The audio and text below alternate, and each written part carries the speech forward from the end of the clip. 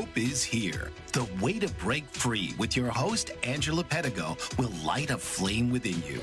Host Angela Pedigo is an author, speaker, and certified life recovery, grief, and joy restoration coach. Angela uses her own life experiences to help you navigate and guide you to success. She also has developed tools that incorporate her faith and her drive to overcome any obstacle in life. So please welcome the host of The Way to Break Free, Angela Pedigo. Welcome, everybody, to The Way to Break Free. I'm your host, Angie Pedigo. I am just stoked today. I get to have a super special guest on here with me today, my sister. This is Aletha Tigges, and she is my big sister and has always been such an inspiration to me throughout my life. There's quite a bit of age difference between us. But she was a good role model to look up to all my life. And so this is just really, really awesome to be able to be on here with her today.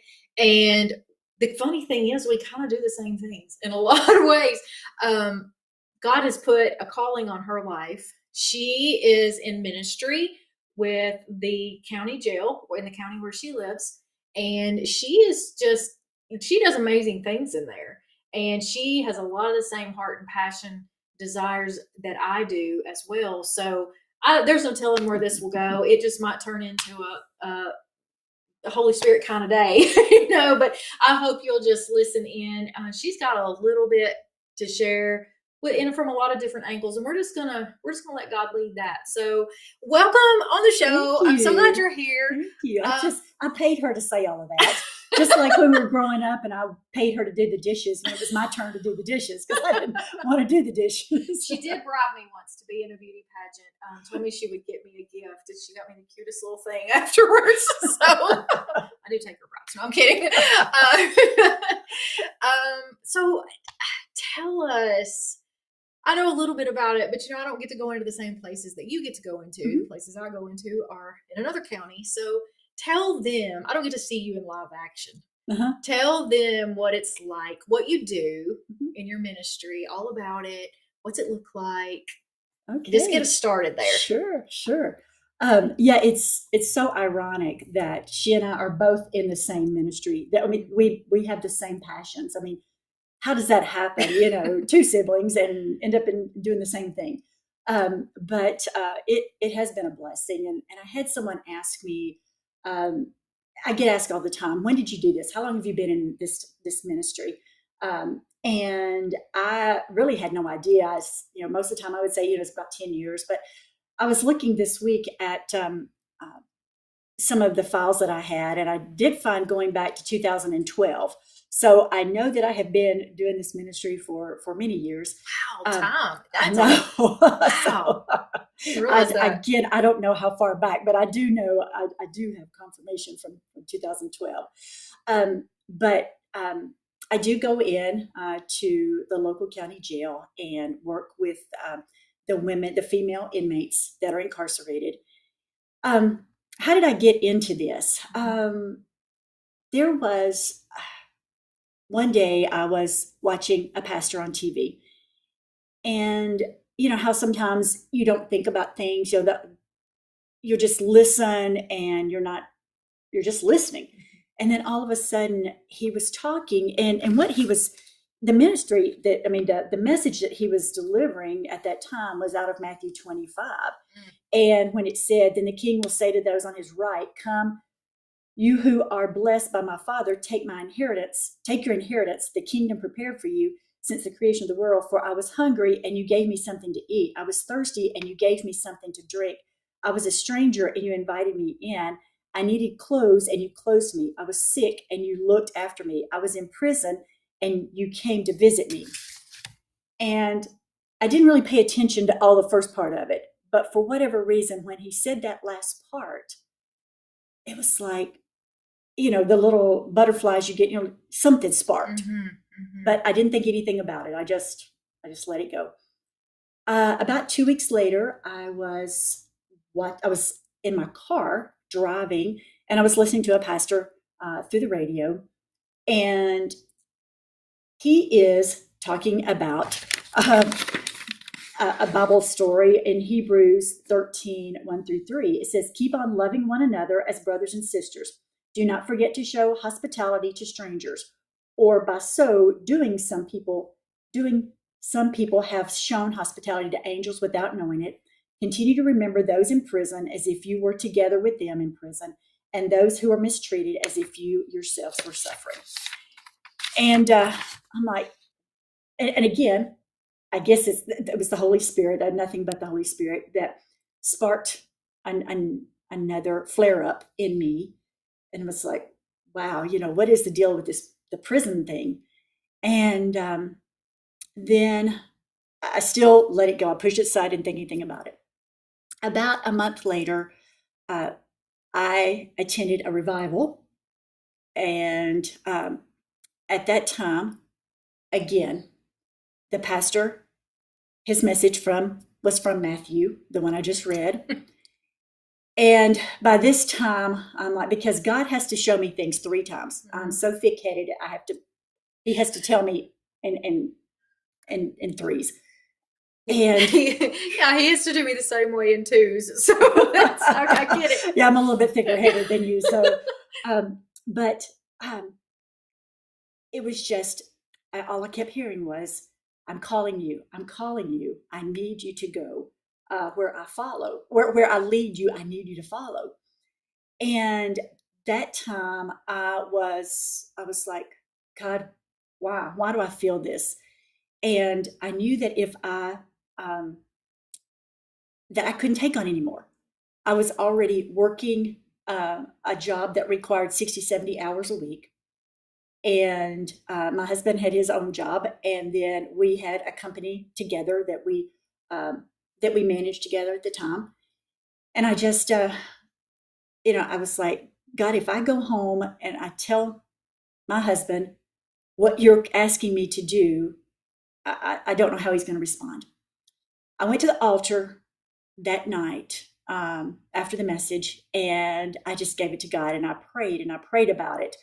And I said, God, I feel your calling and I sense it, but I just don't know where I'm going to fit it in. And if this is what you want to do, you're going to have to make a way, and you're going to have to go before me, because when I tell my husband this, that, that you're adding something else, there's something else being, requested of me, I'm not sure how he's going to respond. So I went home that night and we crawled in bed, and he asked how it went. And I shared with him about hearing the message on TV, about hearing it again on the radio. And then again, this was all within just probably 6 or 8 weeks time frame. And I said, I just feel like that this is where God is leading me, and I'm not sure why. And he immediately said, make a list of everything that you have on your plate, and let me see what it is that I can take away from you to free up your time to do what God is calling you to do. And I cried, I boohooed, because that was not the response that I was expecting. When you expect, when God goes before you and opens doors and you're not expecting it, wow, what a blessing. He has a way of making hard things easy. He took that away from me. So I knew then that this was his calling upon my life. And so I reached out, found out how to do it, how to get involved. And the doors, just every single door opened that God could possibly open for me to be able to become the hands and feet of him inside our local jail. What's so funny about, we've never had this conversation before.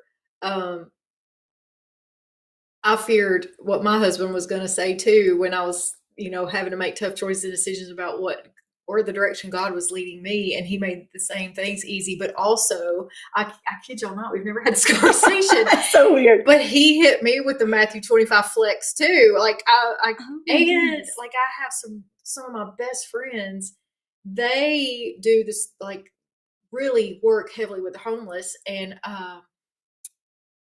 That he hit them with Matthew 25. As a matter of fact, their ministry is named that. So I just can't get over it. Oh, this is wild. That verse speaks volumes. It does. Sure. Oh, if he uses it to pierce your heart, you got to move. How do you not move? That's right. So that's awesome. So tell us a little bit about the ministry itself. Like, what does it look like? You go into the county jail. So you take lessons. So you take, like, what do you get to do in there? And then what's it like, when they leave?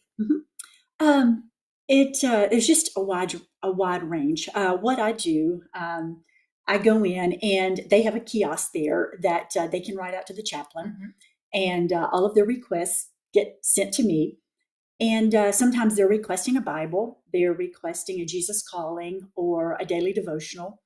They're requesting glasses, whatever it may be. So I go in and I pull the requests and take them Bibles. I always make sure that anyone wants a Bible, they get a Bible. And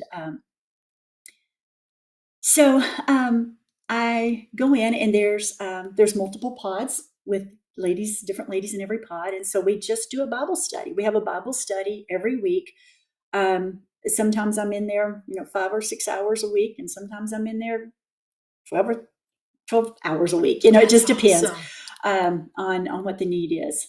We and I get so attached. I mean, these ladies have literally become my family. Yes. And I was telling my husband for my birthday this past year, I said, I want to have a birthday party. I said, I haven't had a birthday party since I was a little girl. And he made the comment, he said, well, no one would be able to come because all your friends are incarcerated and they can't be here. I said, well, that's true. I said, some are now.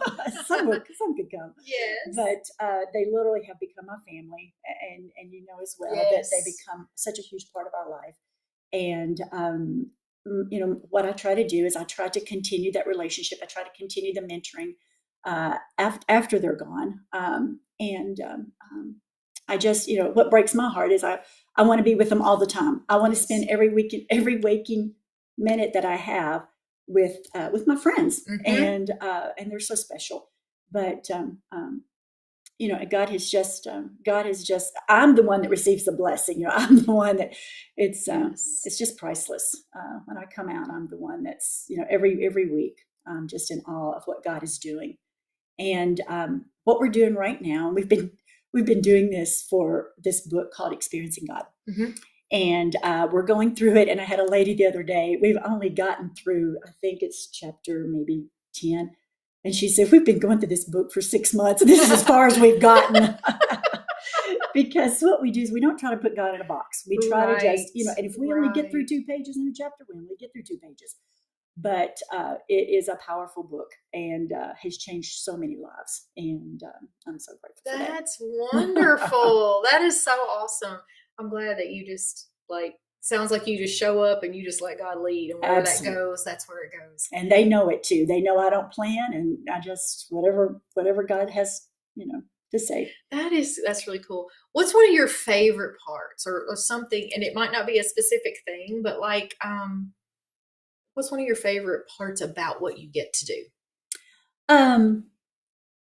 One of the things is when you see God show up in someone's life, and when they really grasp who he is, and they just, they want to, give their life to Christ, and you get to experience that, And why God called me to do this is beyond me. I have no idea. And I ask him that every day. Why me, God? Why?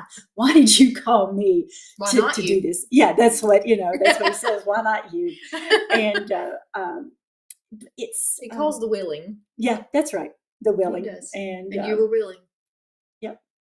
I didn't have a choice because he was not going to give up. He was going to, if it took 10 times, I think I was still going to keep hearing that message.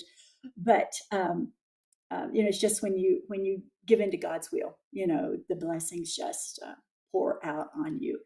But I love to see the ladies, more importantly, when they get out and they continue their sobriety, and we continue to be able to grow in our relationship with one another outside of the walls of jail. that is something that's just so precious to me, to see the willpower and the drive that they have.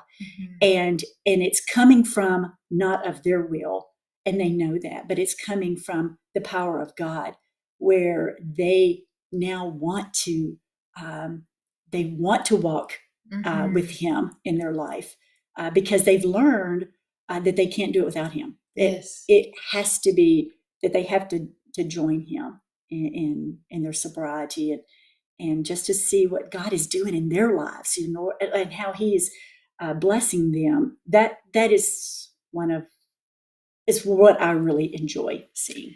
I think sometimes people who've been in those trenches, they, not to say anybody else doesn't care about God or their relationship with God, but He says, His word tells us that, I forget the verse, something about he who has, has lost much or given much loves much or whatever, like when people are in the trenches and they finally get out, it's like there's this all new level of appreciation for God and like an all new understanding, because you had to climb places that maybe you thought you'd never ever get out of. And the only way to identify that strength is God, because you couldn't do it on your own. And that kind of goes back to Paul saying, when I'm weak, then I'm strong, because we're made strong through Him. So that's awesome. Well, I want to dive in. We're going to take a quick commercial break. I want to dive in when we come back about a really hard choice you had to make to get into this ministry. So stay tuned. We'll see you in just a moment. What if there were a super tiny device that could diagnose the brain and is smaller than a single human hair? What if you could see inside the brain to help an epilepsy patient during surgery, or to help the fight against Parkinson's disease?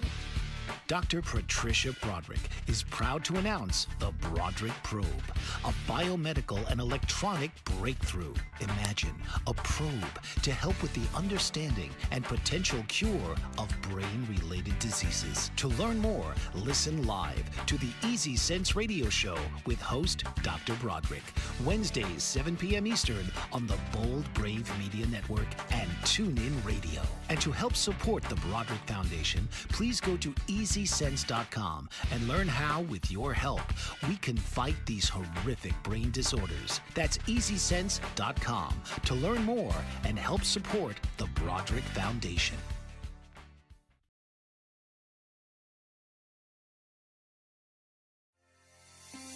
Author, radio show host, and coach John M. Hawkins reveals strategies to help gain perspective, build confidence, find clarity, achieve goals. John M. Hawkins' new book, Coached to Greatness: Unlock Your Full Potential with Limitless Growth, published by iUniverse. Hawkins reveals strategies to help readers accomplish more. He believes the book can coach them to greatness. Hawkins says that the best athletes get to the top of their sport with the help of coaches, mentors, and others. He shares guidance that helps readers reflect on what motivates them, rediscover and assess their core values, philosophies, and competencies, find settings that allow them to be the most productive, and track their progress towards accomplishing goals. Listen to John Hawkins' My Strategy, Saturdays, 1 p.m. Eastern on the BBM Global Network and TuneIn Radio. Welcome back from the break. We are here today with my special guest and sister, Aletha Tigges, and we are talking about her ministry that she does in the county jail where she lives, and she mentors so many ladies who have been incarcerated, and she stays with them in their journeys when they leave there. Does a lot of miraculous things with them. So I want to go this direction, if it's good with you. You mentioned in the first, and when we were previously talking, how you had all this stuff on your plate. And when you talked to your husband and he said, make a list of everything, and he wanted to clear some things off. And one of your biggest concerns was time. And I think with just a lot of people, when God puts something on your heart to do something, whether it's, I need to make time for the training, I need to make time for, just to actually fit it in to do the job itself that God's calling me to do, feeling like you're juggling ministry, work, family, all of those things. And sometimes it's easy to say, God, you're just going to have to wait a minute. You're going to have to wait a minute. Now's not a good time. But that knocking and that jabbing doesn't go away. So you kind of led into that as far as like, you knew you were going to have to manage some stuff. Take us through that, because I know in that process you had to face some pretty tough decisions yourself, and it was a crossroads moment. Like, am I going to follow God, or am I going to follow my life path that you might have had planned out for yourself? So, tell us what happened there. How'd you free up some of that time? Okay. It was definitely a crossroads. And the story is really long, so please just stop me, because God has been, if I share every single detail that God has been in, we would be here for days. But the way that what Angie was just referencing, I was working for my employer, been there at this time probably 27 years. I loved my job, loved my company, loved the people there. There was never a day where I did not want to go to work. And but there was a crossroads back in 2010, I would say, or 2011, where my job was ending. It was going to end with my employer at that time of 20 years. And I was really sad, but the corporate office created another opportunity for me to stay with the company. And I could work from home. I was not, the reason why my employment was going to be ending was because I was not mobile. Our company had closed or was closing, and it was either move to another state or lose my job. And I didn't want to do either. So they, by God's grace, created a position for me and was going to allow me to work from home. This was a trial run for 2 years, and to see how it was going to go. Well, during those 2 years, I busted my tail to make sure that this job, I had to show my value. I had to show my worth. I wanted to work as hard as I could, because I wanted to continue with the company. I didn't want to leave. And I knew that if I worked really hard and I proved my value, that maybe that they would continue after the 2 years. And I did that, and was working, 60, 70 hours continuously. But it was a new department for me, one that I had not been in before. And so I had to learn everything. I had a goal that it was only 2 people in our department at the time. And my goal was to work into the upper position. And so I had a lot of learning to do, a lot of training, and still trying to do all my ministry work at the time, and still try to run this other company that my husband and I had together. So both were going on at the same time. Yep. Plus the side business that the company you and your husband had. So you had ministry, your corporate job, the apartments, and and then the other business. And no, that's coming now. Okay. So then, in 2017, the door just opened widely for my husband and I. And I want to take you through, because you have to see how God was in the details that I didn't even know at the time. But he was a physician, still is a physician, but he was he was a work comp physician for one of the employers, and they asked us if there was if we had the ability to do their employee hearing test. Well, of course we didn't. And he says, but let me check into it, see what it takes, and we'll see if we can help you out. He made a call to a company. It was about maybe an hour away from us, to see what he could do to help this other company, and to see what we could do to do their hearing tests. We didn't hear anything back. Weeks passed. He and I went to Germany for my company on a business trip, and he went with me. So that first week we were vacationing and going to see sights. We were in the room getting ready to go to our hotel room, and got a phone call. And the gentleman was a realtor, and he said, I understand that you are interested in buying the company. And we're like, no, he just wanted to call to see how he could help this one customer. And we said, no, but they started talking, and one thing led to another. And it was just the perfect marriage for us. With his background and my background, we're like, how could this be? And they said, well, the thing is, you've got to make a decision really quick, because the owner, he was 86 years old. He was in the nursing home, and they didn't expect him to live. And they were going to be transporting him to Atlanta in the weeks to come. And but they said, he wants to make sure that his customers are taken care of. It's not about anything but these long-term customers that he's had. He just wants them to make sure that they get what they, that somebody continues to treat them well.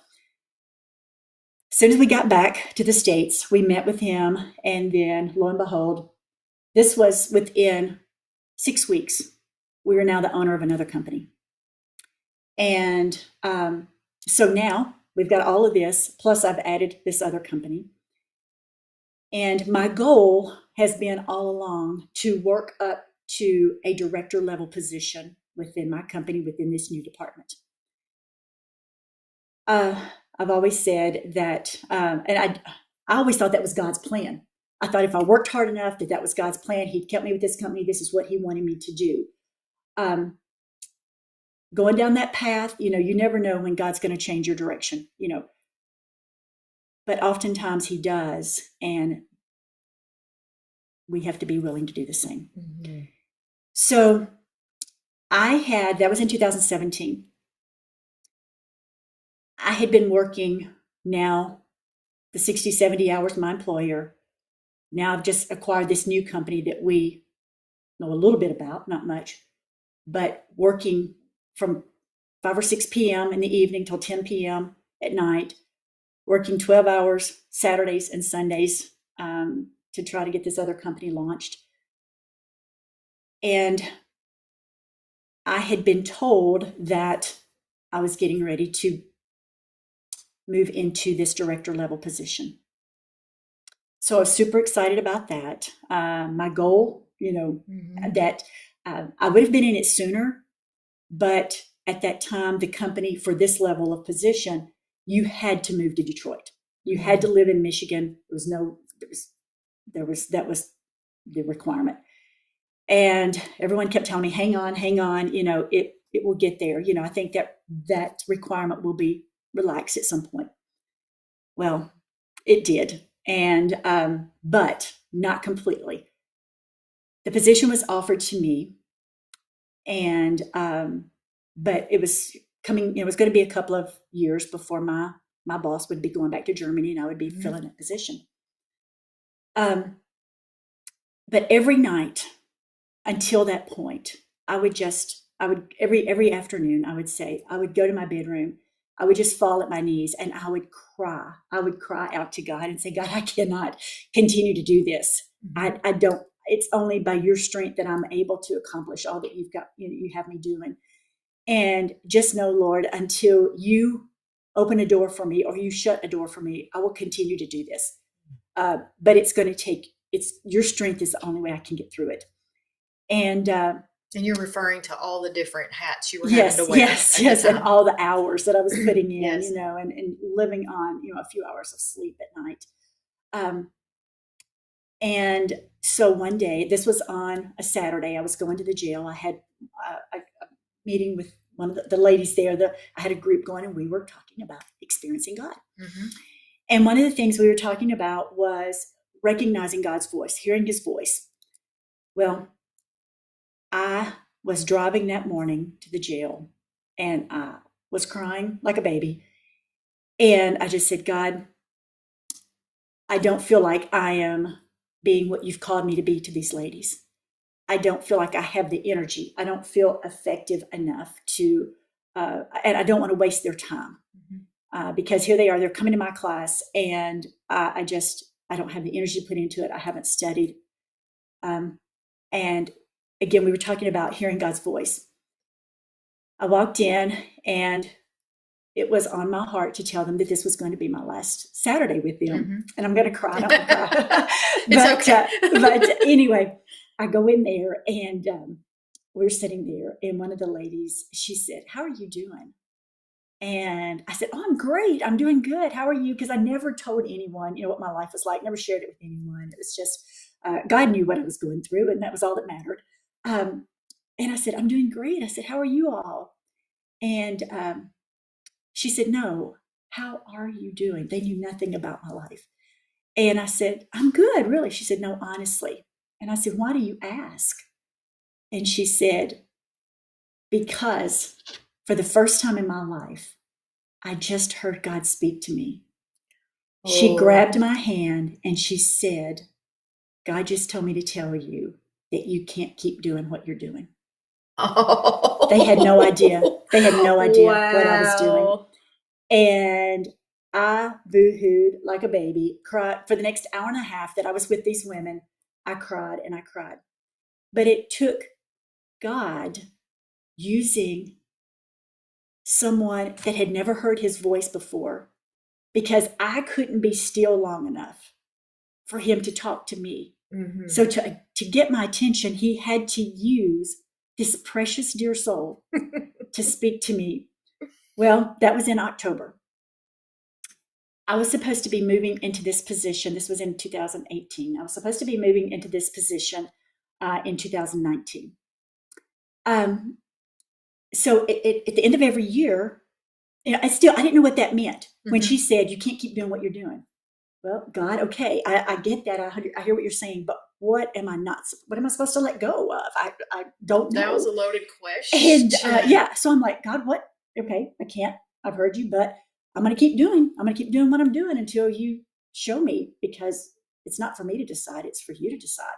Well, hold that thought. That's a good point. We're going to take a quick break, and we're going to find, I can't wait to hear what happens next.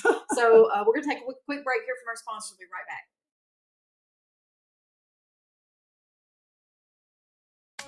Did you know that your beliefs create your entire reality? But it's the subconscious beliefs that do most of the creating. Belief shifter and life coach Shiraz can help you identify those limiting beliefs and eliminate them, often in a single session. Like, it was almost instant. Like, I had relief right away. Creating better health, relationships, careers, and finances. Let Shiraz help you step out of safety and into awareness. Definitely something's happening. It's like a flow inside. It feels good. Whether in person or online, Shiraz provides personal coaching, belief shifting. Visit Shiraz at energeticmagic.com or call 416-529-7429. Energetic Magic on the BBM Global Network, Tuesdays at 7 p.m. Eastern. Find your greater happiness. Be well. Be aware. Be magical.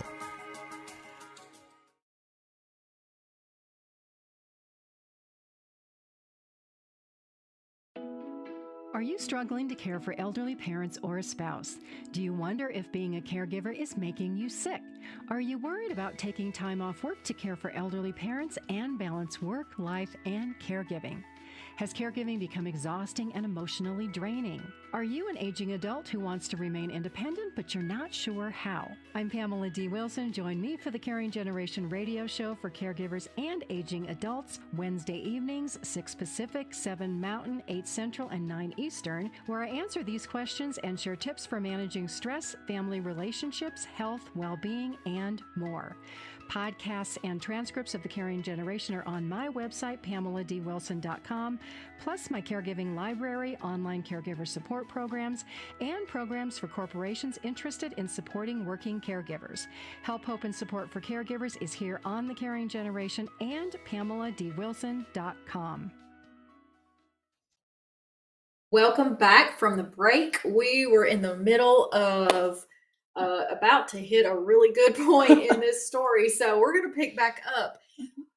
You had mentioned it was the year 2019, but I think we were talking at the break and it was really 18, right? That's correct. Thank you for the correction. Yeah, no problem. So we were comparing stories. It's like mirror image here of our lives. Like we have so much to share when we get done with the show, but pick us up there, 2018. Okay, so it was October 2018 when I was trying to decipher what that actually meant. So I'm praying, still praying every day on my knees by my bed, crying, asking God to show me. And again, God's not going to show us the whole picture at one time. If he Oftentimes did, we probably wouldn't do it. Yeah, exactly. I'm learning like there's just baby steps. It's just, he shows you just a little bit. And how oftentimes does he show us just a little bit, and then we want to pick up and run with it to think that we know what's best, and we try to fulfill the story, Yes. But anyway, I made sure I didn't go there. So in December, I'm with my company, and every year we get an annual letter for our increase for the cost of living that we get. I received mine, and because I know that I'm getting ready to move in this position, I personally am expecting this humongous raise, because I know that I had the ability through my job to be able to see what others made, and I knew what those that had come before me over the years were making, and their salaries were double what mine was. And so I was really looking forward, to this position, getting this big pay increase, because it was going to come with a company car and all these other perks that I would get. And I get my offer letter. I get the regular increase letter that we get every year, and it was the lowest I'd ever received. Wow. And I'm like, seriously? How can this be? Because, I know I'm getting ready to move into this position, and I was expecting more. Okay, so now that's my second, because I told you about to show it to me in 3. So being in the jail was the first. Now I get this letter, and it is the lowest increase I've received in 7 years. And so once again, he's making the hard things easy, but go ahead. That's right. That's exactly right. So I am, okay, no big deal. I'm going to get this letter, because I had already known, and God I had already had this conversation. God, I know that, because they had told me that I was going to have to move to Michigan, but they had given me the chance to do it 50% of the time. So 50% of the time I had to live in Michigan, 50% of the time I was going to have to live here at home. I could live at home. But I knew at that point I was going to have to give up the ministry. I just knew, because of going back and forth and all the travels that would be involved, I was not going to be able to do it. And I had that conversation. It was one of my biggest concerns, but I still felt like that I was supposed to be with this company, because I'd been there for so long, because this was God's will for me as well. So February's coming around in 2019. I'm supposed to be leaving to go to Germany in March for 2 weeks. And so I'm asking, I need a letter, something. I need to know what this is going to look like for me. Here I am, my responsibilities are getting ready to quadruple, and no one's talked to me about the position, and I already knew what the position was like, because I'd been doing quite a bit of it. But what was the salary going to look like and all this stuff? So I am headed to Michigan for a meeting. I tell my boss, we need to talk about this. We need to discuss this, because I don't think we need to continue going down this path, until I know what's in it for me. Mm-hmm. So he says, okay, when we get there, I'm going to, we'll talk about it. We get there. I get there on a Tuesday morning, or Monday or Tuesday, and I'm scheduled to leave on Thursday. Monday, Tuesday, Wednesday rolls around, no discussion about it. I said, okay, my flight's leaving in a few hours, and I need to, I thought we were going to talk about it. There's been no discussion. Oh, no worries. We've got time. I'm like, well, the cab's picking me up here in about an hour. So we meet, and he says, I have your offer letter. Now, again, I just mentioned what those before me were making. It's a 5% pay increase. 5%. I knew then, that was my third sign, that God said, I have put this other company in your lap back in 2017, so that you can stay at home, you can work for yourself, you can continue your ministry. When I saw that letter, I knew then that I had my answer of what God wanted me to do. Was that number 3? That was number 3. That was the third sign. So with a smile on my face and peace in my heart, joy in my heart, peace that transcends all understanding. I looked at that letter and I gave it back, and I submitted my resignation at that point. Did Now, you feel relief coming? Oh my goodness, there was such relief. There was such relief. And I was, and I wasn't angry. I wasn't angry. How often do we get upset with God when his plans aren't in alignment with our plan? And I knew, I could have easily gotten upset. I could have easily, went down the legal road, of pursuing. But then I would have been mad at God. And I couldn't do that. And now I oftentimes look back and I see how angry sometimes we get because things aren't going our way, because our plan is not in alignment with God's. His will is totally different than our will. And we get upset and we get angry when all the time we're getting upset with him. And I couldn't. And I just came back and I shared it with my husband. And of course, this was what he was wanting all along. Who wants their spouse to, have to be gone 50% of the time? But I knew then that it was the ministry that I felt like that God had placed this. And again, I was scared. I was so scared. And I have, some of the things, the verses that I clinched to in Proverbs 19:21 said, many are the plans in a person's heart, but it is the Lord's purpose that prevails. That was one of those that I just kept hanging on to. The other one was Proverbs 3:5-6. Trust in the Lord with all thine heart and lean not unto thine own understanding. In all the ways acknowledge him, and he shall direct the paths. This is that was just so those verses. Another one was Isaiah 55. For my thoughts are not your thoughts, neither are your ways my ways. And I was like, God, just thank you. Thank you for showing me that this is where you would have me be. And so, but again, I stayed with the company and I allowed them to, to find, the next person for the job, to help get them trained. And so after 30 years, I was able to walk away from that and not miss 1 cent, because God had allowed this other company that we had just purchased again in 2017 to grow so much that it replaced my income for what I was receiving there. And now even has allowed me more time to be in the jail.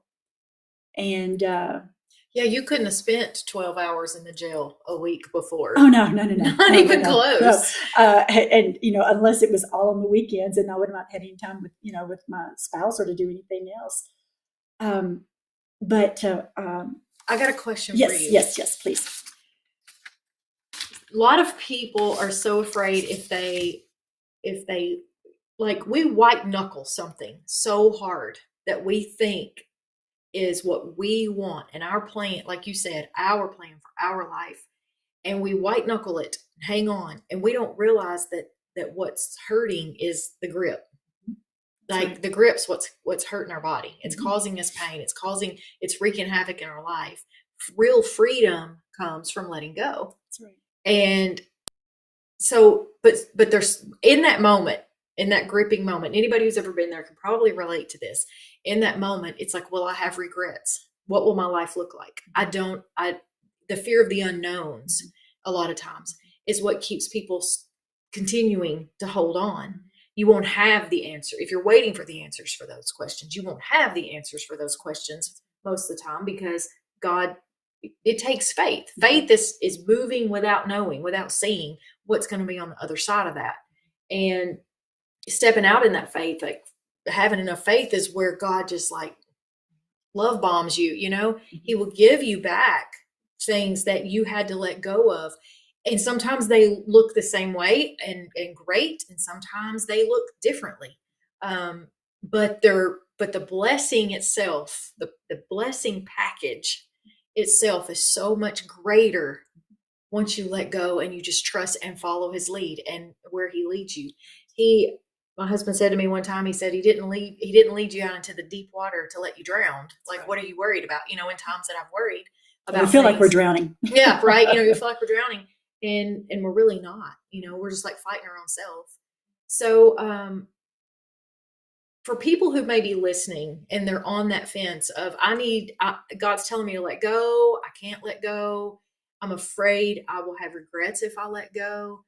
Do you have any regrets of No. sliding that letter across? Because you sliding that letter across was you letting go. I let go of it, and I had no regret. There was a grieving process. Oh, of course, yes. This was my family. This was my identity. This was, I related to them. I had been with this company longer than my husband and I had been married. I'd been with this company, even before my son was even born. Yeah. That was my life.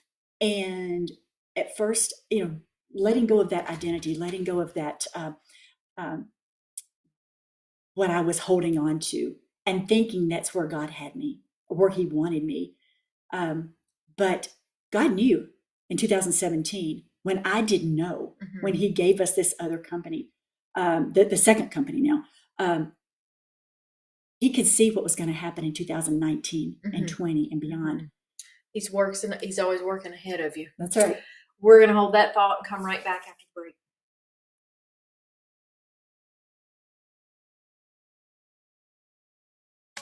Did you know that your beliefs create your entire reality, but it's the subconscious beliefs that do most of the creating? Belief shifter and life coach Shiraz can help you identify those limiting beliefs and eliminate them, often in a single session. Like, it was almost instant. Like, I had relief right away. Creating better health, relationships, careers, and finances. Let Shiraz help you step out of safety and into awareness. Definitely something's happening. It's like a flow inside. It feels good. Whether in person or online, Shiraz provides personal coaching, belief shifting. Visit Shiraz at energeticmagic.com or call 416-529-7429. Energetic Magic on the BBM Global Network, Tuesdays at 7 p.m. Eastern. Find your greater happiness. Be well. Be aware. Be magical.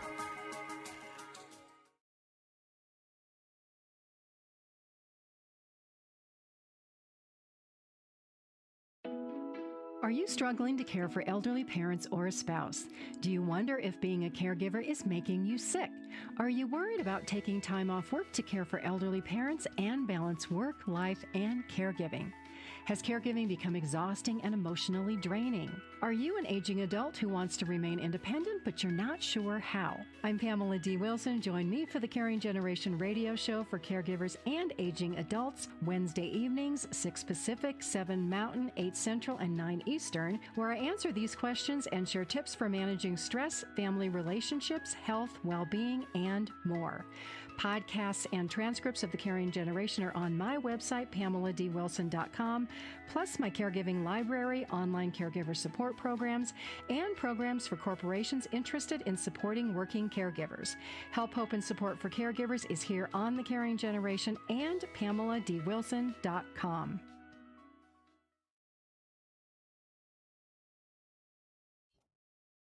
Welcome back from the break. Before we left off, before we took the break, we were talking about how God works ahead. And you were leaning into how God brought the new business to you guys in 2017 because he knew what was about to happen in 2019 with your employer. So he was already preparing a way for you before you even knew you were going to have a problem. I had no idea, because my intent was to hire somebody else to do that job with our new company. And I was going to continue working with my employer.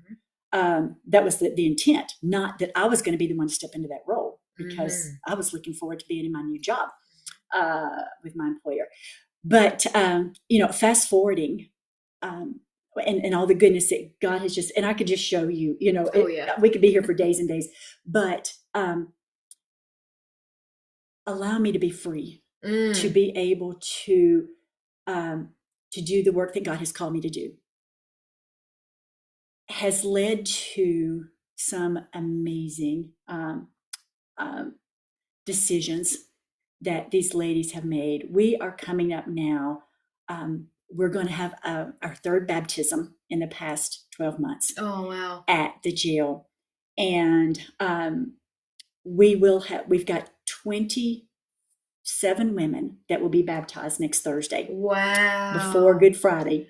Now you've got someone else too that's working with the men in there as well, right? Do, yes. So it's like a team of you. Yes. And, I do the women, and then there's men. Of course, in the jail, women can only minister to right. women, and men can only minister to men. But within the past 12 months, we will have baptized over 80 women. Wow. That doesn't even count the men. No, that's not the men. That's just over 80 women. Wow. That have come to know Christ, that have accepted him as their Lord and Savior.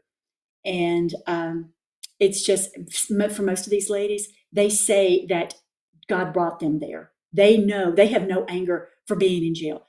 They have seen that God brought them there to save them. And for many, they've never had a Bible before because they grew up in a home where God did not exist. This is their first introduction to a Bible. Some of them think it's gold. They just cling to that Bible. Yes. They're reading it day and night. And some of them just have never heard about God because, you and I, we were drugged to church. We said we were drugged all the time because we went to church every time the church doors were open. We were going to be there 30 minutes early. Yeah, we were going to be the ones opening the door. There was not a time we didn't. We weren't at church. And if you had homework, you took the homework to church and you sat in church and you did it. If you were sick, you sat on the back row just so you didn't spread your germs. But there was I'm no thankful for our mother. Yes, exactly. But most women didn't have that. We take it for granted. Yes. We just assume that every house has a Bible. We assume that every house, God had a presence in it.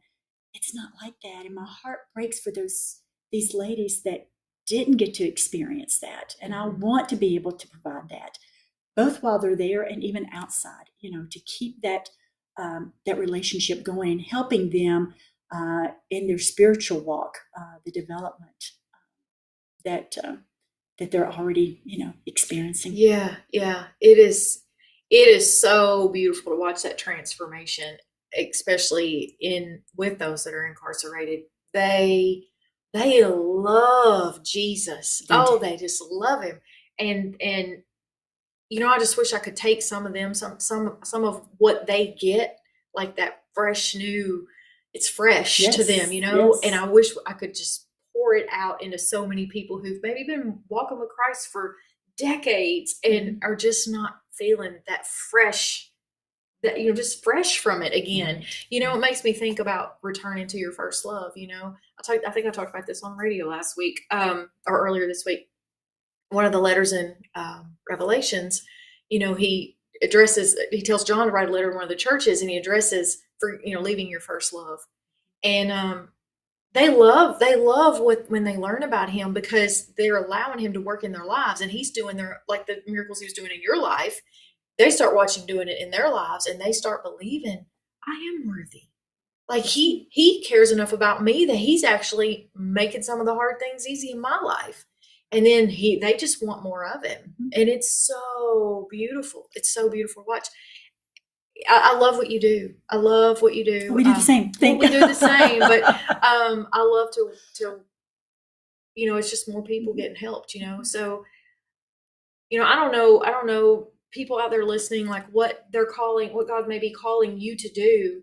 But prayerfully consider that. And, you drew attention to going back and seeing where he was at all the time, and he was in the details. It's easy, or for me it was easy to go back and see where his hand was in everything all the time, like after the fact. Hindsight's 2020. Okay, so if you're in the midst of it, you may not be seeing it right now, but if you just step back and ask him, show me where you're at. Like, show me where you're at in this. I've kind of learned here, just over the last 3 or 4 years in this, is like, just when you feel like you're in a room and it's tight like that, like start flipping rocks, because he's under some rock somewhere. And so we've got about a minute left. Is there anything that you would like to encourage the listeners about today? I would just say, make time for God. Make time to hear his voice, because we get so caught up in the everyday run of the mill, I've got to do this, I got to be here, I got to do this, that we may give him a few moments in the morning, or we may give him a few minutes in the afternoon, but it's so key to make time to hear his voice, because he's there and he's trying to get through to us. But we've got to give him an opportunity to speak back. That's right. It's like with any kind of relationship. If I do all the talking and you never get to speak, then we don't really have a relationship. That's right. And it's kind of no different if you're trying to grow a relationship with God. You got to give him a chance to speak back. So sometimes just in your prayer time, be still and ask him to speak to you, show you what it is that he's wanting you to do, where he's at in that situation. You look for him, you'll find him. I am so grateful you guys joined us today. Thank you for being on the show. This is just, we have so much to talk about now after we're sharing these things. We stay so busy, we don't have a chance to even chat with each other. I know. So tune in next week. I want to thank Bold Brave TV for hosting the show. You have been watching The Way to Break Free, and we'll see you next week. Bye-bye. This has been The Way to Break Free with your host, Angela Pedigo. The one thing Angela attributes her personal victories to is her relationship with God and her deep faith. Tune in each week and hear stories and testimonies of people in personal and professional trenches and how they overcome them with their own faith in God. The Way to Break Free has something for everyone, everywhere. Right here, Wednesdays, noon Eastern on the Bold Brave TV network.